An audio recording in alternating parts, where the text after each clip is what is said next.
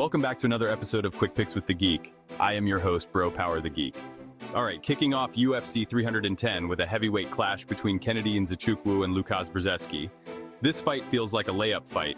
First, they give Kennedy a 5'10" fat guy, and now he gets a guy who is 1-4 in the UFC. Let's dig in. Kennedy Nzechukwu. First up, we've got Kennedy African Savage Nzechukwu stepping in as the heavy favorite with a record of 13-5. He's fresh off a win against Chris Barnett, a fight that was less a battle and more a bizarre spectacle. Barnett didn't just lose, he pretty much self-destructed. He hurt himself, Kennedy capitalized, and boom, another win for the record books. But let's be real here, Kennedy's performance didn't exactly scream destroyer of worlds. Sure, he's got power, he's athletic, and he's got decent striking, but sometimes it feels like he's operating on airplane mode. He's there, but it takes him a while to really get going. That said, Kennedy does have a lot of potential, especially in a heavyweight division that's starving for new talent. And it's no secret the UFC is trying to build him up. They see a marketable fighter with a solid skill set, and they're giving him opportunities to shine. Lucky for him, this matchup seems tailor-made to make him look like the next big thing. Łukasz Brzeski. Now let's talk about Łukasz Brzeski. Coming in with a record of 1-4 in the UFC and an overall record of 9-5, this guy's resume isn't exactly sparkling. If Kennedy is a potential star, Brzeski is the guy they're feeding to him to make it happen. His lone UFC win is the MMA equivalent of participation trophy material, and his losses? Let's just say they're not to world beaters. Brzeski is the definition of serviceable. He's not terrible at any one thing, but he's not particularly good at anything either. His striking lacks pop, his grappling isn't a threat, and his cardio? Well, let's just say it's not built for extended fights. But give the man credit, he's durable. He's been in there with a variety of fighters, and while he's taken his fair share of losses, he hasn't completely folded. That said, durability only gets you so far when you're up against someone with Kennedy's physicality. What's really concerning is Brzeski's inability to win rounds. He's not the kind of fighter who forces the judges to pay attention. Instead, he lets fights slip away. And against someone like Kennedy, that's a recipe for disaster. So, who wins? This fight isn't rocket science. Kennedy has the size, the athleticism, and the skill advantage. Brzeski, he's just here to make Kennedy look good. Kennedy's biggest hurdle in this fight is himself. If he shows up unfocused or lets Brzeski drag him into a slow-paced slog, things could get weird. But if Kennedy fights smart and uses his physical gifts, he should cruise. As for Brzeski, his path to victory is about as narrow as it gets. Maybe Kennedy trips on his way to the octagon, or maybe Brzeski lands a once-in-a-lifetime shot. Stranger things have happened in MMA, but I wouldn't bet the rent money on it. Official pick, Kennedy Nzechukwu. I'm rolling with Kennedy Nzechukwu.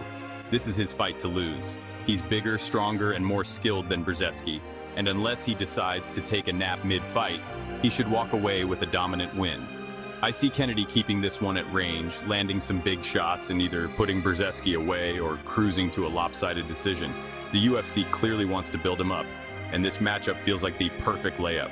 Kennedy by TKO in the second round. Let's hope the heavyweight division doesn't get too excited though. This is still just step one of what could be a long journey for Kennedy. All right, next up we've got a lightweight matchup between veteran Clay Guida and the young prospect Chase Hooper. This is a classic experience versus youth showdown with plenty of grappling on the menu. Let's dig in. Clay Guida. First up, we've got Clay the Carpenter Guida, rocking a record of 38-21 as a plus 500 underdog. Now, if there were a Hall of Fame for cardio and perpetual motion, Guida's already got his plaque. The man bounces around the cage like he's running on a combination of Red Bull and pure adrenaline. He's got good footwork, solid wrestling, and the kind of durability that makes you wonder if he's part rubber. Guida's style is straightforward. Grind, pressure, and make his opponents work harder than they want to. But here's the thing, Clay's not getting any younger. At 42, he's got more miles on him than a used pickup truck. And while his gas tank is still impressive, his ability to keep up with these young bucks has waned a bit. Against Hooper, he's going to need every ounce of that experience to navigate this matchup. Let's face it though, Guida pulling this off is like your grandpa out-grappling your high school wrestling team. Sure, it's possible, but don't hold your breath. Chase Hooper. On the other side, we've got Chase Hooper, the minus 850 favorite with a record of 14-3. Chase might look like he just got his learner's permit, but don't let the baby face fool you. This kid is dangerous. Known for his slick submissions, Hooper's ground game is like a bear trap. Once he grabs hold of something, you're not getting it back. What's been impressive lately is Hooper's development. The striking that used to look like it came straight out of a YMCA sparring session is actually starting to resemble, actual MMA striking. He's still got room to grow, but every fight shows improvement, and that's a scary thought for anyone in the lightweight division. Hooper's biggest challenge has always been his physicality, or lack thereof. But against a guy like Guida, who's not known for one-shot knockout power, Hooper can afford to take a few risks while working his way into grappling range. And once he gets there, well, let's just say Guida better start brushing up on his jiu-jitsu defenses. So, who wins? This fight feels like a passing of the torch, or in Guida's case, a ceremonial hammer for the carpenter. Guida's got the experience, the grit, and the cardio, but Hooper's youth, size, and improving skill set make him a nightmare matchup for the veteran. Guida's path to victory is narrow. He needs to avoid Hooper's grappling like it's the plague and turn this into a sloppy, grindy fight where his footwork and experience give him the edge.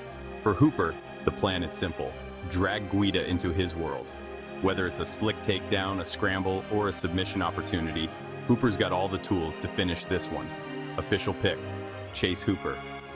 I'm rolling with Chase Hooper. The kid's grappling is too good, and his striking is improving fast enough to make him a dual threat. Guida might have some veteran tricks up his sleeve, but I don't see them being enough to derail Hooper's momentum. I'm calling it now: Hooper by submission in the second round. And if Guida somehow manages to pull off the upset, well, let's just say we'll all owe him a round of applause, and maybe a rocking chair for his post-fight celebration. All right, next up, we've got a welterweight clash between Max Griffin and Michael Chiesa. If you're here for fireworks, you might want to grab a snack and wait for the next fight. But hey, we're breaking it down anyway, so let's dive into this matchup. Max Griffin. Let's start with Max Payne Griffin, the minus 150 favorite, coming in with a record of 20-10. Max is one of those fighters who feels like he's perpetually on the edge of breaking through, but just can't seem to string together the performances to make it happen. His striking is solid, clean, technical, and capable of doing some real damage when he's on point. He also has decent grappling, though it's not exactly the kind that keeps opponents awake at night. The problem with Max is consistency. One fight, he looks like a future contender, piecing up guys like Carlos Condit and Tim Means. The next, he's dropping split decisions to fighters who aren't exactly lighting up the rankings. He's like that one friend who's great at trivia but can't remember where they parked their car. Brilliant in spots, but frustratingly unreliable. That said, in this matchup, Max has a clear edge. His striking is far better than Chiesa's, and if he can keep this fight on the feet, he should have no problem picking him apart. Bonus points if he decides to mix in some grappling just to show Chiesa that he's not the only one who knows a thing or two about the ground game. Michael Chiesa. Now let's talk about Michael Maverick Chiesa, the plus 125 underdog with a record of 19-7. Chiesa's claim to fame is his grappling, or at least it used to be. He's like that student who got straight A's in freshman year but hasn't opened a textbook since. Yes, he submitted Beneil Dariush and Carlos Condit, but those wins feel like ancient history at this point. Chiesa's striking, well, let's just say it's not winning any awards. He's awkward on the feet, hesitant, and often looks like he's trying to solve a Rubik's Cube while throwing punches. His recent performances haven't helped his stock either. Sure, he beat an aging Tony Ferguson, but that's like bragging about outrunning someone with a sprained ankle. And before that, 3 straight losses, including getting schooled by Vicente Luque and Sean Brady. To Chiesa's credit, he's durable and gritty, and his grappling can still pose problems for the right opponent. The question is whether Max Griffin is that opponent. Spoiler alert, probably not. So, who wins? This fight feels like a mid-tier welterweight clash where the winner gets, well, not much. Both guys are solid, but far from spectacular, and this matchup is likely to come down to who executes their game plan better. For Chiesa, his path to victory is obvious. Get this fight to the ground, control Max, and try to lock up a submission or grind out a decision. The problem is that his takedowns aren't exactly Khabib level, and Max has decent enough grappling to keep himself out of danger. For Max, the plan is simple: keep it standing and let the fists fly. His striking is light years ahead of Chiesa's, and if he can stay off his back, this should be his fight to lose. Official pick: Max Griffin. I'm rolling with Max Griffin here. While neither guy inspires a ton of confidence, Max's striking and ability to keep the fight standing should give him the edge. Chiesa's grappling is always a threat, but I don't think it's sharp enough at this stage of his career to give Max serious problems. Max by decision feels like the safest bet here. I wouldn't be shocked if he surprises everyone with some sneaky grappling of his own, because why not? but more likely we're in for 15 minutes of Max landing cleaner shots while Chiesa tries to figure out how to close the distance. All right, let's dive into this flyweight showdown between Joshua Van and Cody Durden. On paper, this one promises action, and in the cage, it's likely to deliver. Let's break it down. Joshua Van first up, we've got Joshua the Fearless Van, the minus 170 favorite with a record of 11-2. This kid has been quietly proving doubters wrong, myself included. Full disclosure, I've picked against him in all his UFC fights, but after watching him dismantle Edgar Chairez in his last outing, I'm done doubting. Consider me aboard the Joshua Van hype train, first-class seat, window view. Van is a sniper on the feet. His striking is precise, powerful, and calculated, but what's even more impressive is how he evolves as the fight goes on. He's a slow starter, kind of like a diesel engine that takes a round to warm up, but once he's in gear, he's an absolute terror. His cardio allows him to keep a high pace, and his power? Let's just say you don't want to be on the receiving end of one of his shots. Joshua Van is a master at mixing up his punches. He doesn't just headhunt, he goes to the body with precision, wearing opponents down and setting up his bigger shots upstairs. That variety in his striking keeps his opponents guessing, and once he starts landing, it's like a domino effect. Each shot sets up the next, and before you know it, he's completely taken over the fight. It's this ability to attack from multiple levels that makes Van such a dangerous striker and a nightmare to deal with over the course of 3 rounds. Cody Durden.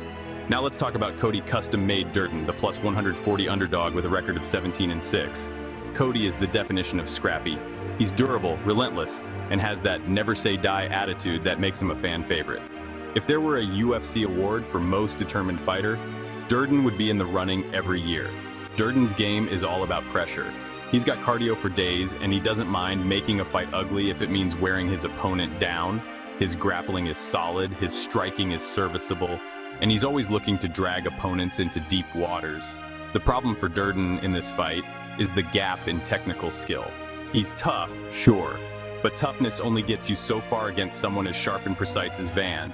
If Durden can turn this into a gritty, grinded-out affair, he's got a shot. But if he lets Van settle into his rhythm, it's going to be a long night, or worse, a short one. So, who wins? This fight comes down to who can impose their style. Cody Durden wants to make it ugly, drag Joshua Van into the trenches, and test his grit. Joshua Van wants to keep it clean, pick his shots, and turn this into a striking clinic. Cody's pressure and durability could definitely pose problems, and I wouldn't be shocked if he made this a grind. That said, Van's technical edge is hard to ignore. When he finds his rhythm, he becomes a real problem, mixing precision with power and keeping a relentless pace. Still, there's a part of me wondering if Cody's toughness and forward pressure might be enough to disrupt Van's flow. It's a close one. Official pick, Joshua Van. I'm rolling with Joshua Van. Although he's a slow starter, his precision, power, and cardio should shine once he finds his groove. I like Cody Durden a lot, but I don't think he'll be able to handle the striking Van brings to the table. Prediction?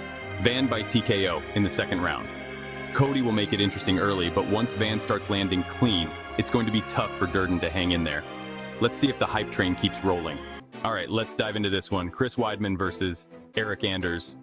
This is one of those fights where you just kind of sit back, grab your popcorn, and wonder, how did this make it to a pay-per-view prelim? We've got 2 guys who've both had ups and downs and are just trying to keep their heads above water in the middleweight division. Let's get into it. Chris Weidman, first up. Chris, the All-American Weidman, record of 16-7, former middleweight champ. And at this point, he's been around longer than some fighters' entire careers. He's coming in as a plus 145 underdog. And if you're thinking of betting on him, just know that you might want to have your therapist on speed dial. Weidman's been through the ringer with injuries, and his recent performances, well, let's just say they've left a little something to be desired. Now, let's talk about the infamous eye pokes in his last fight. Look, it happens, but that's one way to squeak out a win. Weidman's wrestling is still decent, but his explosiveness, it's kind of like trying to start a car that's been sitting in the garage for 10 years.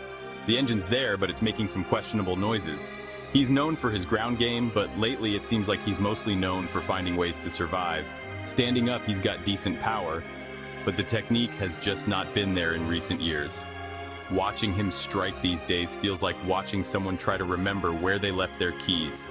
And those injuries, especially that nasty leg break, have clearly slowed him down. There's a chance he could turn back the clock, but even if he does, it'll probably just be to 2018. Not quite his prime, but at least closer. Eric Anders. On the other side, we've got Eric Ya Boy Anders, sporting a record of 16-8, and if Ya Boy sounds like a name you'd yell at your friend across a party, well, that's kind of how his fight style feels too. Anders is sitting at minus 175 as the slight favorite, but don't get too excited. He's as unpredictable as a reality TV plot twist, and his performances have been all over the place. Anders has power, at least on paper. When he does land, he can do damage, but he's also one of those guys who seems to run out of ideas if plan A doesn't work. He's got some wrestling, but he's not exactly Chael Sonnen out there with the takedowns. And his fight IQ? Let's just say it's like trying to solve a Rubik's Cube blindfolded. Sometimes he makes great decisions. Other times, it feels like he's just swinging and hoping for the best. Recently, Anders has had a habit of going to decision. And let's be real, it's not always the most thrilling. His fights can drag on, especially if he doesn't get that early finish. So if this turns into a war of attrition, don't be surprised if you find yourself scrolling through your phone mid-fight, wondering what else is on. So, who's taking this one? Honestly, this could go either way. We've got two guys who have the tools, but haven't been able to put it all together lately. It's like watching a broken-down car race. It's not about speed, it's about which one can hold together the longest. If Weidman can get his grappling going and keep Anders off balance, he could grind out a win. But that's a big if, considering his recent performances.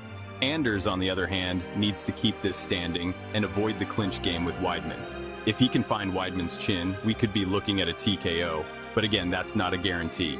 It's almost like both these guys are trying not to lose rather than trying to win. Official pick, Eric Anders. All right, I'm leaning toward Eric Anders here, and yeah, I'm not exactly throwing a parade over this pick. Anders has the power, and if he can just keep things simple and avoid getting taken down, he should be able to pull off the win. It's definitely not a confident pick. Both these guys have disappointed before, and they could do it again here. But if I have to choose, Anders seems to have just a bit more left in the tank. This might not be the most electrifying fight on the card, but hey, it's MMA. Anything can happen, so let's hope they prove us wrong and bring the fireworks. But if not, well, there's always the next fight. All right, next up, we've got a welterweight showdown between Brian the Butcher Battle and Randy Rude Boy Brown. This one's got all the makings of a fun scrap, and while there's a clear favorite, it's not exactly a gimme. Let's break it down. Brian Battle. Brian the Butcher. Battle steps in as the minus 245 favorite with a record of 12-2. This guy is on the rise, and for good reason. He's the ultimate fighter winner, which already tells you he's built for the grind, and his last win over Kevin Jousset, a chef's kiss performance. He starched him, leaving everyone asking, is there anyone Brian can't put away quickly? Battle's evolution has been impressive to watch. Not only has he improved his physique, seriously, the man looks like he bench pressed his old self, but his striking has leveled up too. His punches are crisp, his technique is clean, and he's packing some real heat these days. On top of that, his chin is solid. You could probably hit him with a folding chair, WWE style, and he'd just keep moving forward. But as much as I like Brian, and trust me, I'm a card-carrying member of the Battle fan club, this matchup isn't without its risks. Randy Brown brings a style that could test every ounce of Brian's durability and pressure. Randy Brown. Now let's talk about Randy Rude Boy Brown, the plus 200 underdog with a record of 19-5. Randy is as slick as they come. He's got a long, rangy frame, and he knows how to use it. Whether he's peppering opponents with jabs or catching them with sneaky counters, Randy is always dangerous on the feet. Brown's experience is another big factor here. He's faced tougher competition, and while he's been inconsistent at times, he's proven he can hang with some of the best. When he's on, he's a nightmare to deal with, kind of like trying to assemble IKEA furniture without the instructions. He's got that unpredictable style that makes him a constant threat. That said, Brown's kryptonite has been fighters who can put relentless pressure on him. If he's forced to backpedal or can't dictate the range, things can go south quickly. And that's exactly where Brian Battle could shine in this matchup. So who wins? This fight feels like a clash of styles. Brian Battle's relentless pressure and durability versus Randy Brown's technical, rangy striking. If this stays at a distance, Randy could piece Brian up and maybe even snag a decision. But if Brian can close the gap, stay in Randy's face, and force him to fight off the back foot, he's got a clear path to victory. I'm leaning toward Brian Battle here. His chin and pressure should allow him to weather the storm and keep pushing forward, eventually breaking Randy down as the fight goes on. But let's not kid ourselves. Randy Brown is always a live dog. If he finds his rhythm and keeps Brian at bay, he could easily turn this into a frustrating night for the favorite. Official pick, Brian Battle. I'm sticking with Bryan Battle. His toughness, improved power, and forward pressure should be enough to get the job done. But don't count Randy out. If anyone can flip the script, it's Rude Boy. Either way, expect a high-paced, technical striking battle with plenty of fireworks. Battle by decision or late TKO, assuming Randy doesn't land something wild and steal the show. All right, next up is a fascinating featherweight matchup between Movsar Evloev and Aljamain Sterling. This one feels like a chess match on a slip and slide, with both guys bringing grappling heavy styles to the table. Let's get into it. Movsar Evloev enters this fight as the -260 favorite with an undefeated record of 18-0. That's an impressive stat. But let's talk about what it really means. Movsar is a grinder through and through. His grappling is the bread and butter of his game, and once he's on top of you, it's like trying to get out from under a weighted blanket. Nearly impossible.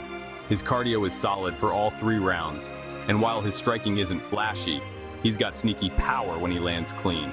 But here's the catch. Out of those 18 wins, only 7 have come by finish. This guy loves his decisions. If you're looking for highlight reel knockouts or slick submissions, Movsar is probably not your guy. He's like that friend who insists on going to the same diner every weekend.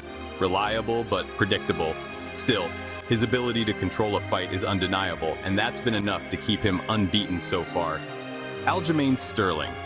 Now we've got Aljamain Sterling, the +210 underdog with a record of 24-4. Sterling is no stranger to big fights. He's a former bantamweight champion who knows what it's like to compete at the highest level. His grappling is his strongest weapon, and while his takedown accuracy isn't exactly elite, once he gets the fight to the mat, he's dangerous. Sterling's path to victory often involves out-scrambling his opponents and threatening with submissions. However, like Movsar, he's not immune to riding out a decision victory if it means getting his hand raised. What's interesting here is that both fighters defend takedowns at around 50%, so this could turn into a battle of who can impose their will on the ground. So, who wins? This fight is about as evenly matched as it gets in terms of styles. Both guys are grapplers who are comfortable grinding out decisions, and neither has a glaring hole in their game. So, what's the difference? For me, it comes down to the level of competition. Sterling has faced and beaten some of the best fighters in the world. Sure, he's had some controversial wins, but he's also proved that he can hang with the elite. Movsar, on the other hand, hasn't faced anyone quite like Aljamain Sterling. If Sterling can avoid getting stuck under Movsar for too long and find ways to scramble or threaten with submissions, he's got a real shot here. Official pick, Aljamain Sterling. All right, I'm rolling with the underdog here. Give me Aljamain Sterling. It's definitely a risky pick because Movsar's control game is no joke. But I think Sterling's grappling experience and ability to deal with pressure make him the best grappler Movsar has faced so far. That said, keep your fingers crossed and maybe light a candle or two, because this one's going to be close. I don't see Movsar finishing Sterling, and if it goes to a decision, I think Sterling's scrambles and experience could sway the judges. Let's hope Sterling can pull off the upset and remind us why he's a former champ. All right, next up, we've got a welterweight showdown between Vicente Luque and Themba Gorimbo. This is one of those matchups that feels like a crossroads for both fighters. Let's break it down. Vicente Luque first, we've got Vicente, the silent assassin, Luque. With a record of 22-10, Luque is a seasoned veteran in the welterweight division. His nickname might be Silent, but his career has been anything but quiet. He's been in wars, and when Luque steps into the cage, you know someone's probably leaving with a new scar. Luque is known for his killer instinct. Whether it's his slick submissions or his knockout power, this guy is dangerous everywhere. He's finished 19 of his 22 wins, which is wild. But here's the thing. The Vicente Luque in the year of our Lord 2024 is not the Vicente Luque who used to dismantle opponents left and right. He's 1-3 in his last 4, and that one win against Rafael dos Anjos, who's been competing since dinosaurs roamed the earth. In those 3 losses, Luque didn't just lose, he looked like a shell of himself. His durability, which was once a trademark, has taken a hit. The wars are catching up to him. If we're being honest, it's tough to trust where he's at right now in his career. Themba Gorimbo. Now let's talk about Themba the Answer Gorimbo.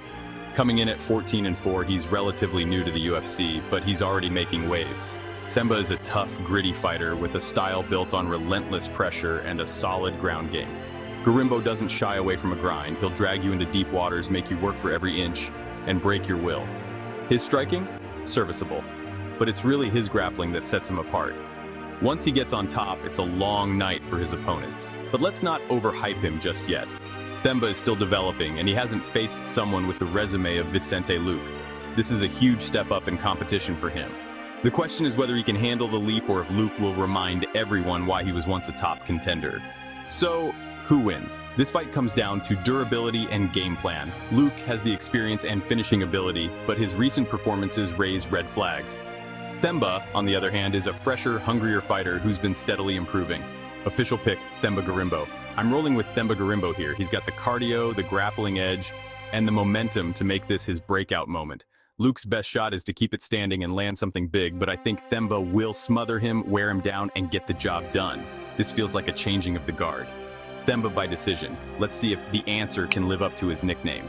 All right, let's break down this light heavyweight clash between Anthony Smith and Dominic Reyes. Two guys with something to prove, both looking to remind the world why they were once among the division's elite. Anthony Smith. Starting with Anthony Lionheart Smith, who comes in as a plus 280 underdog with a record of 38-20. You've got to respect a guy with 58 professional fights under his belt. He's a veteran in every sense of the word. Smith is solid everywhere. He's got good submissions, decent striking, and a lot of heart. But lately, the performances just haven't been there.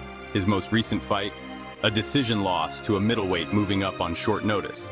Sure, it was a big middleweight, but you expect someone like Anthony Smith, a former title challenger, to handle that situation better.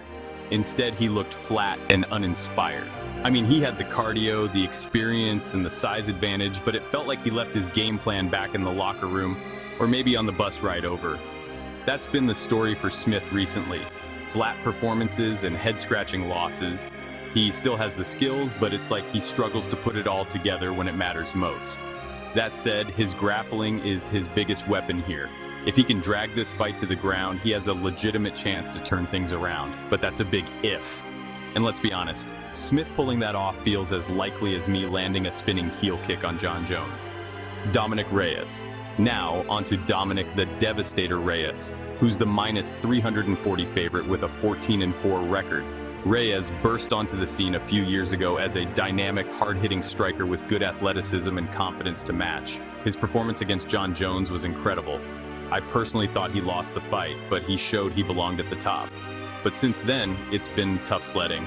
3 straight knockout losses can take the shine off anyone's star, but Reyes isn't your average fighter. Even in those losses, he showed a solid chin before eventually getting caught. The Jiri Prochazka fight in particular stands out. Reyes may have lost, but he gained a lot of respect for the heart and toughness he displayed in that war. The guy ate some absolute bombs and still fired back like he was trying to win a Rock'em Sock'em Robots championship. But he has bounced back with a solid win over Dustin Jacoby. Reyes has good power and decent takedown defense, which is going to be key in this matchup. If he can keep this fight standing, his striking advantage could spell trouble for Smith. And let's face it, Reyes with his takedown defense is like an out-of-order sign on a vending machine. It just keeps people from taking what they want. So, who wins? This fight feels like a litmus test for both guys. Smith needs to show he still has the fire to compete at a high level, and Reyes needs to prove he's not just a guy who peaked against Jon Jones. Official pick, Dominic Reyes. I'm leaning toward Dominic Reyes here. I think his power and ability to keep the fight standing will be the deciding factors. Smith has a clear grappling advantage, but Reyes' takedown defense should be enough to keep things in his comfort zone. I see Reyes landing the heavier shots in exchanges, and while Smith is tough and durable, I don't know if he can hang in a prolonged striking battle. Look for Reyes to eventually find his range and possibly score a knockout. Dominic Reyes by TKO. He's looking to remind everyone why his nickname is the Devastator. And hey, if Reyes doesn't pull this off, maybe we'll have to start calling him the Almost Devastator. All right, folks, let's dive into this featherweight matchup between Nate Landwehr and Doo Ho Choi. Two guys who don't exactly believe in the phrase, play it safe. This one has fight of the night written all over it, or at least somebody's getting hurt. Let's break it down. Nate Landwehr, first up. Nate, the Train, Landwehr, the minus 155 favorite with a record of 18-5. Watching Nate fight is like watching a backyard barbecue where someone suddenly yells, "Hold my beer!" The man fights like he's auditioning for a spot in an action movie. Pure chaos, no breaks. Landwehr thrives on pressure. He gets in his opponent's face, throws volume, and isn't afraid to eat a few shots to land his own. Defense? Not exactly his strongest suit, but cardio? Relentless. He's like that one friend at the gym who won't stop doing burpees even when the class is over. What makes Nate so dangerous is his ability to drag people into his kind of fight. A gritty, high-paced brawl where technique sometimes takes a back seat to pure determination. If you're not ready to fight every second of every round, the train will run you over. Do-ho Choi. Now let's talk about Do-ho, the Korean Superboy Choi, the plus 130 underdog with a record of 15-4. Choi might look like he just finished his homework, but don't let the baby face fool you. This man hits like a truck. Choi's striking is crisp, technical, and packs serious power. His right hand might as well come with a fragile handle with care warning because if it lands clean, lights out. But here's the rub. His recent track record isn't exactly inspiring. In his last 5 outings, he's 1-3-1. Sure, he's fought some tough competition, but the losses have raised questions about his ability to hang at the top. What Choi does have going for him is his composure. Even in wild exchanges, he keeps his technique sharp and looks for opportunities to counter. If he can handle Landwehr's pressure without getting overwhelmed, he's got a real shot at landing something big. So, who wins? This fight comes down to who can impose their will. If Landwehr can drag Choi into a chaotic, high-volume brawl, he's got a clear edge. But if Choi can stay composed and use his precision striking to keep Nate at bay, he could absolutely put the train back in the station. Official pick, Nate Landwehr. I'm rolling with Nate the Train Landwehr here. While Choi has the power and technique to make things interesting, I think Landwehr's relentless pace and pressure will be too much. He's not just fighting to win, he's fighting to break you mentally. I see Nate forcing Choi into a dogfight and eventually finding a finish. Whether it's a TKO or a submission after wearing him down, Landwehr's style is tailor-made to exploit Choi's struggles in high-pressure situations. Nate by late second round TKO. And hey, if I'm wrong, at least we're in for some fireworks. This fight is guaranteed entertainment, like an MMA version of Fast and Furious, but without all the cheesy one-liners. Actually, scratch that. Nate Landwehr probably will throw out some cheesy one-liners. All right, folks, buckle up for a grappler's delight as Bryce Mitchell takes on Kron Gracie. This one feels like it could either be a chess match on the mat or a sloppy kickboxing fight that makes you question everything about their stand-up coaches. Let's dive into it. Bryce Mitchell. First up, Bryce Thug Nasty Mitchell, the minus 650 favorite with a record of 16-3. Bryce is a submission specialist with a grappling style so smothering it's like trying to escape quicksand. If this fight hits the ground, Bryce has the tools to make it a long night for anyone. But let's talk about the elephant in the room, his striking. It's there. Bryce's stand-up game is about as polished as a second-hand belt buckle. He's hittable, doesn't pack much power, and when he does land, it's usually with all the grace of a cat slipping off a countertop. That said, you can never question Bryce's heart. The guy fights like his paycheck depends on effort alone. Even when his game plan goes sideways, he's got the determination to dig deep and find a way to stay in the fight. Kron Gracie. On the other side, we've got Kron Gracie, the plus 420 underdog with a record of 5-2. Coming from MMA royalty, the Gracie name carries weight, but Kron's UFC performances, not so much. Kron's grappling is as dangerous as you'd expect from someone with his last name. If he gets a hold of you, it's like being trapped in a boa constrictor's grip. The problem is getting the fight to the ground. Kron's takedown game is so non-existent, it's practically on the endangered species list. If you can't wrestle, how are you supposed to drag people into your world? And don't even get me started on his striking. Watching Kron box is like watching your buddy argue with his wife and they're blocking the only exit. It's awkward, frustrating, and you're not sure where it's going. So, who wins? This fight boils down to who can implement their game. If Bryce can keep the fight standing or secure top position on the ground, it's his fight to lose. But if Kron somehow pulls off a miracle takedown or catches Bryce in a scramble, we could be in for a shocking finish. Official pick, Bryce Mitchell. I'm going with Bryce Thug Nasty Mitchell here. Kron's inability to secure takedowns is a glaring hole in his game. And without that, he's essentially a fish out of water, or in this case, a jiu-jitsu wizard stranded on an island with no Wi-Fi. Bryce might not have the sharpest fight IQ, but his cardio, heart, and grappling chops should carry him through. Even if this fight hits the mat, I see Bryce on top, using his wrestling and positional control to nullify Kron's submission attempts.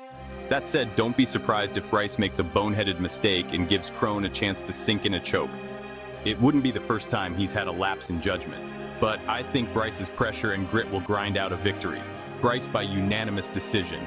If nothing else, let's hope these two keep it on the ground so we can witness some high-level grappling instead of a stand-up battle that looks like two guys trying to swat a bee out of the air. All right, heavyweights are back in action as Cyril Gane takes on Alexander Volkov in a rematch that has plenty of history. Let's break it down and see who's got the edge in this clash of giants. Cyril Gane. Cyril Bongammon Gane comes into this fight as a -275 favorite with a record of 12-2.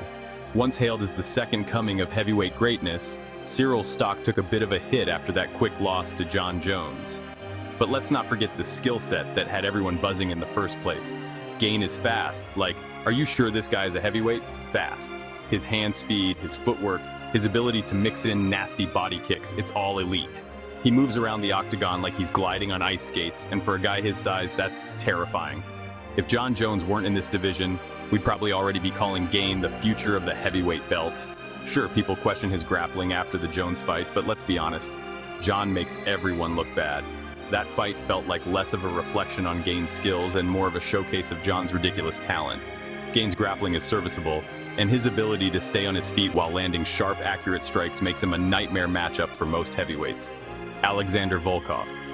On the other side, we've got Alexander Drago Volkov, a +225 underdog with a deep record of 38-10. At 6'7" with a massive reach, Volkov knows how to use his length to pick opponents apart from a distance. When he's on, he's a tough puzzle to crack, and if he lands clean, his power is enough to put most heavyweights to sleep.